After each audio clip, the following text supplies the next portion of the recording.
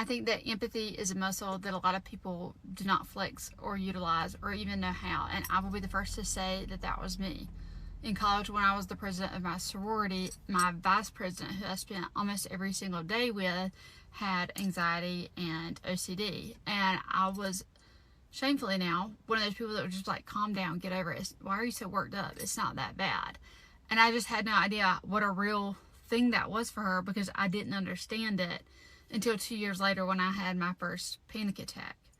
Now, of course, I went back and apologized to her, but I couldn't go back and undo the damage that I did, or go back and, you know, make up for the fact that I spent 23 years of my life gaslighting people around me about it, because it didn't affect me till it affected me, and it was easy to diminish it or act like it wasn't real.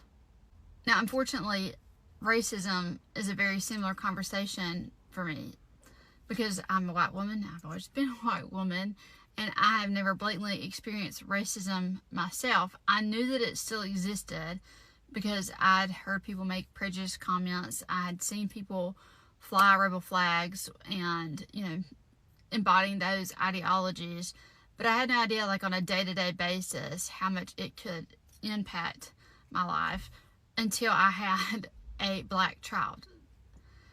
I never would have expected that walking in a grocery store, a woman who was well-dressed and probably respected by a lot of people would walk up to me and say, "Why in the world would you want an N-word, baby?" And I was shocked, because the audacity had never affected me in such a way. It was all theoretical until that point. Until it affects you, it doesn't affect you. Not too long later, because this is when Zadie, my daughter, was an infant, I got asked if we got a discount on her because we adopted, because she was black. So there's a lot of forms of course, racism. There's blatant racism, there's prejudice, and there's all these things to take into account. But I couldn't understand, empathize, and see the need for advocacy for it until it directly affected me. I could understand things like socioeconomic disparities. I could understand gerrymandering. I could understand a lot of things on a theoretical level or on an intellectual level.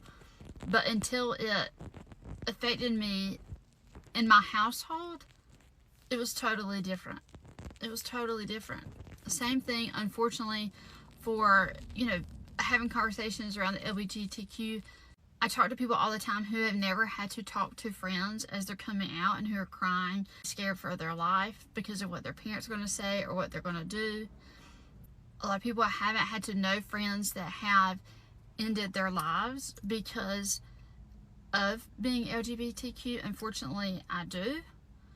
And I just don't think that people have the capacity, unfortunately, to empathize in the way that they should until it directly affects them, until it walks into their household in some form or fashion, you know, or hurts them in some sort of way. You can make it about other things.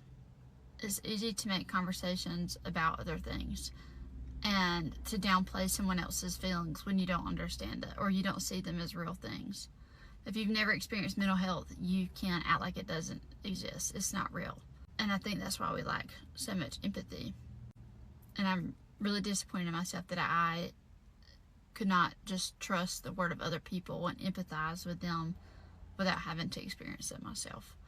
But I'm hoping other people can learn from my mistakes and know better